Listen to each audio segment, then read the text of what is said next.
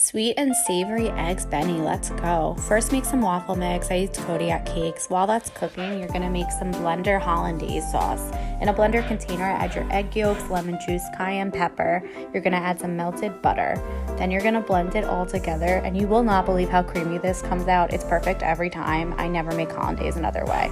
You're gonna fry up some bacon in your air fryer. Then you're gonna top your waffle pieces with it. Simmer some water and vinegar in a pan, put in your eggs, put them on top of your waffles when you're done. Add less maple syrup than me and your hollandaise and you're good to go. Look how freaking good this breakfast looks. Also paprika.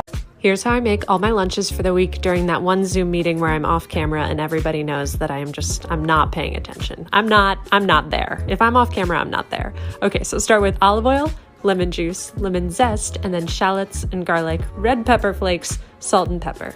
Mix that all together, and then I can't take credit for this next part. Martha Stewart definitely did it first, but add dry pasta and then just enough water that it's almost covered, and then some Parmesan cheese.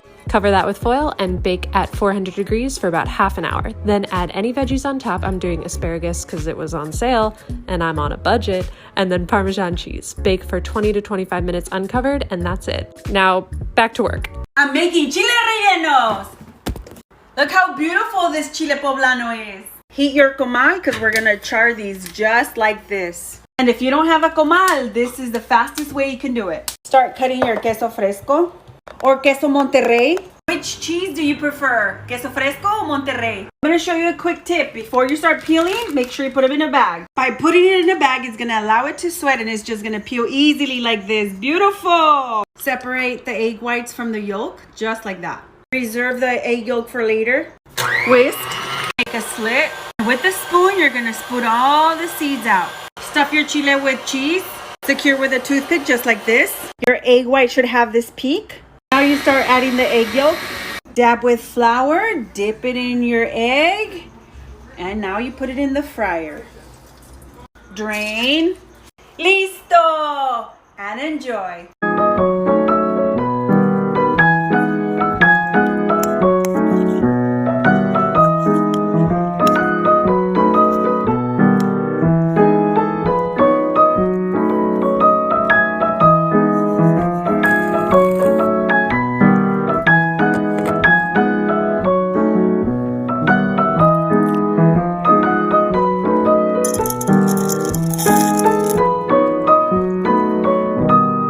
Guys, look what I got. Look how small this is. They're like this big, this big. Let's make something with the mini donuts. We're going to need M&M's mini and Toll House white chocolate chip. But first, glitter all over. Should look like this. Oh my god, it's so pretty. Now, white chocolate, mini M&M's in a Ziploc. Now, we crush it. Like, imagine this is your ex. Just, this is it. Should look like this. And the white chocolate, we mix. And now we fill them in. Should look like this. And now let's fill it in with chocolate. And we fill it in. Should look like this and into the freezer. Come back for part 2. Does anyone else dream of garlic knots? Because same. Specifically, giant garlic knots with roasted garlic, so I made some and they were incredible. So roast some garlic by drowning it in olive oil and baking at 400 for about 40 minutes. I separated everything because I wanted the sprouts out. Get some pizza dough, I have a recipe up, or just buy some like I did, no judgment here. I cut strips that were about an inch all around and 12 to 14 inches long, tie them in a knot, and the tail that looks like it should wrap under, the tail that looks like it should wrap up, and just like poke down the hole.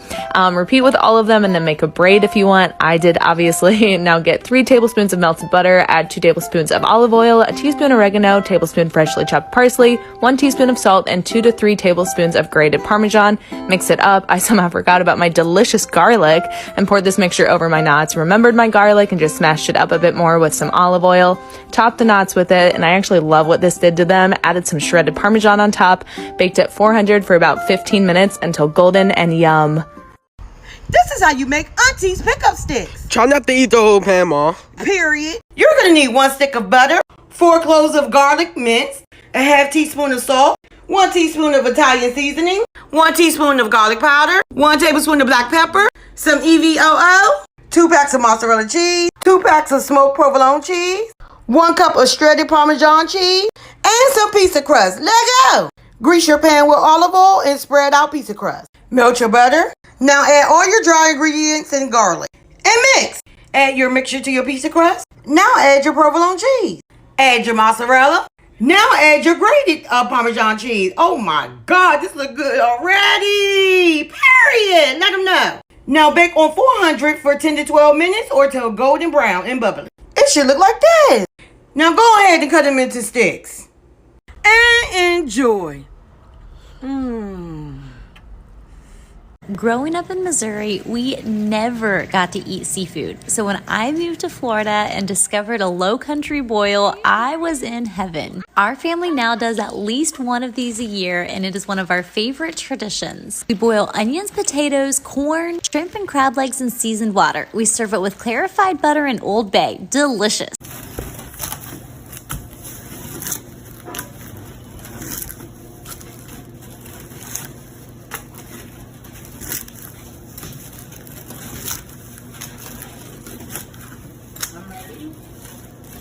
McDonald's chicken snack wraps were so good, and it really hurt when they took them off the menu, so today we're gonna make them at home and even better. First, cut your chicken breast into thin tenders. Then you'll make your dry batter as well as your wet batter and make sure to spice it really well. Now to get very crispy chicken tenders, we're gonna add some of the wet batter into the dry to create that flaky texture. Then we'll double dip, wet, dry, then back into the wet and back into the dry. Let the tenders rest for about 10 minutes while we make our ranch sauce. Then you'll heat your vegetable oil and fry the tenders until they're nice and golden brown, just like this. Last step is to assemble with your tortillas, lettuce, shredded cheese, our tenders, and sauce. They tasted just like the real deal. Stay hungry. Let's do it. All right, we start off with another prime steak, garlic, sage, rosemary, and this time we're gonna immerse it in clarified butter. I cooked this one in a 200-degree oven for roughly an hour. And we're going to sear this off just as before, all sides, including that fat cap. We got a nice crust going, although I think my pan could have been hotter. You can slice right in, no rest needed. And you see, one of the beauties of this method is that your meat is evenly cooked throughout, coast to coast pink. We just finished this off with some flaky salt, and all that's left is to see how we did.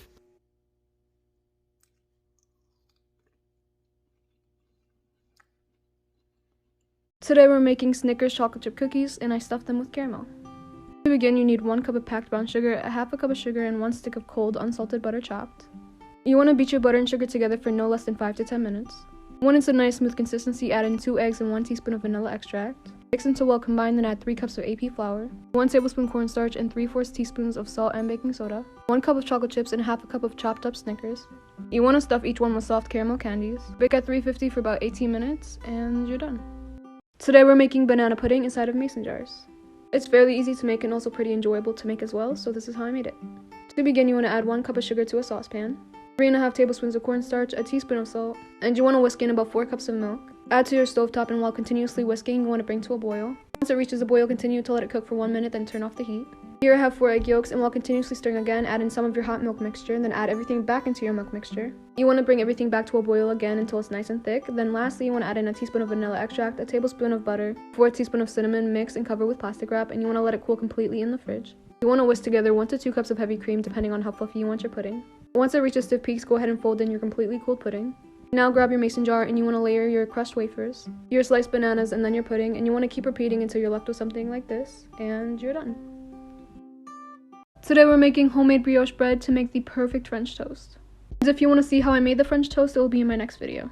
You want to begin with 2 1/4 teaspoons of active dry yeast, 1 cup AP flour, and a half a cup of warm milk. Mix it together and it's going to resemble a very rough dough, but that's okay. Cover and let it rest for 30 minutes. Then add in 6 eggs, a half a cup of sugar, and 2.5 teaspoons of salt, 3.5 cups of AP flour, and you want to knead your dough for 10 minutes. After 10 minutes, add in 2 sticks of chopped room temperature butter unsalted. You want to knead your dough for another 10 minutes, add to an old bowl, cover, and let it rest for 1 hour. Add your dough to a floured surface and separate it into 2 sections. Separate both sections into 6 pieces. Roll it out, then fold in your dough, and you want to roll it out 1 more time lengthwise. Roll up your dough, then add it to a prepared baking pan, and you want to let it rest for another 30 minutes. Now finally, brush with egg wash, and you want to bake at 350 for about 30 to 35 minutes, and you're done. Today we're baking up some matcha donuts with a matcha glaze, and I also topped them with some chopped pistachios and berries. To begin, you need 1 1/4 cups of warm milk, 2 1/4 teaspoons of active dry yeast, a tablespoon of sugar, mix and set aside for 10 minutes.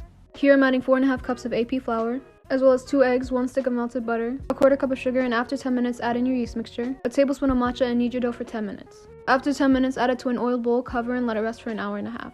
Once your dough has rested, add it to an oiled surface. I cut mine in half just so it's easier to work with.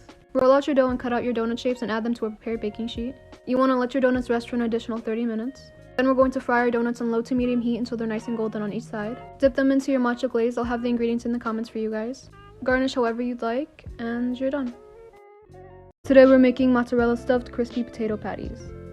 They're packed full of flavor and also the perfect appetizer, so this is how I made them. You want to begin with about 6 russet potatoes. Peel, wash, and chop them up, and we want to boil them until they're fork tender. Once your potatoes are ready, it's time to season. 2 tablespoons of unsalted butter, 1 tablespoon of dried parsley, tablespoon of garlic powder and onion powder, half tablespoon black pepper, a tablespoon of paprika, teaspoon of salt, and also a half a teaspoon of cayenne. Mash it up, then you want to add 2 eggs and mix. Lastly, you want to add 1 cup of all-purpose flour. Fold everything together until it creates a nice dough. Then you want to form your dough into smaller balls and stuff it with your mozzarella cheese. Flatten it down into a patty shape, and once you're done with your entire batch, it's time to fry them. Fry on low to medium heat until they're golden brown on each side, and you're done.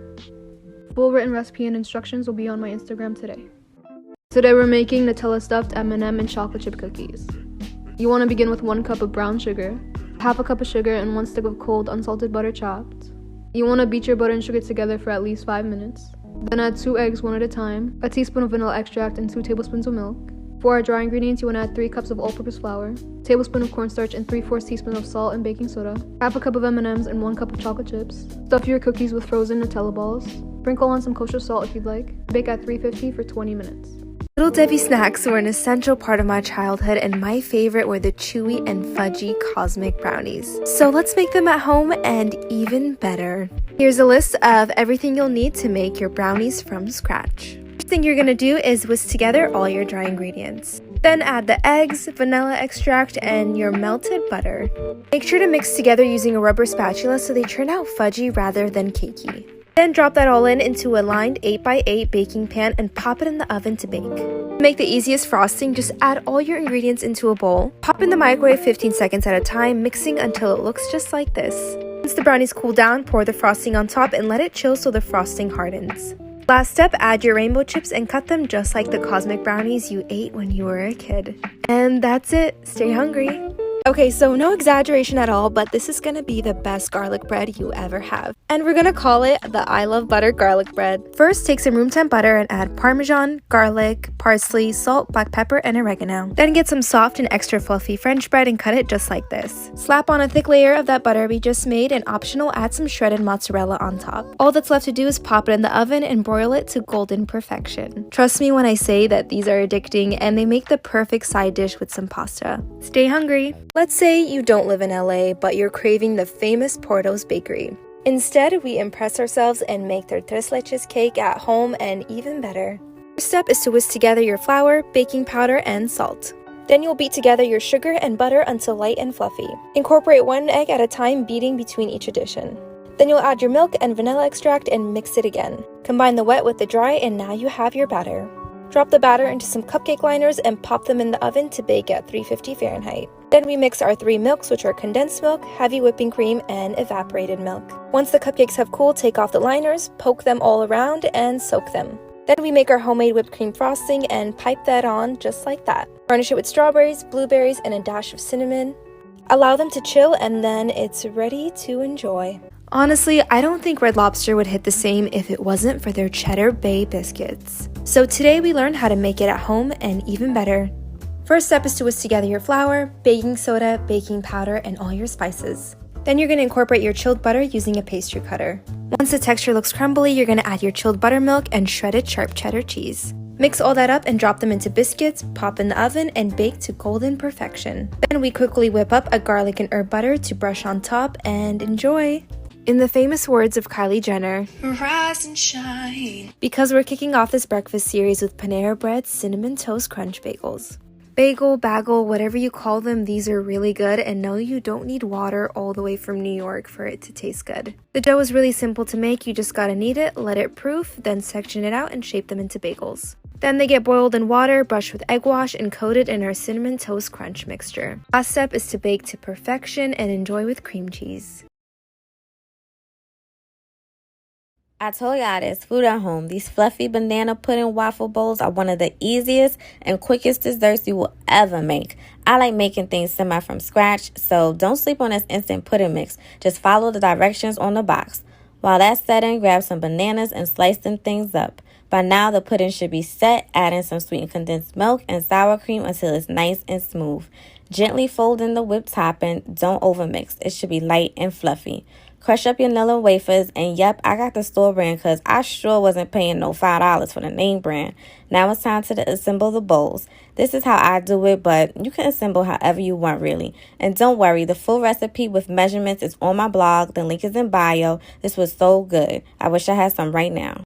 Here's how I prep all my lunches for the week in between my Zoom meetings. And this one is for the intuitive eaters because I get it. Sometimes I prep all my lunches for the week and it's Wednesday and I'm like, I don't want this. So that's why for this one, we're only prepping one thing. It's a balsamic glazed broccoli that all you need to do is roast it for 15 minutes at 425.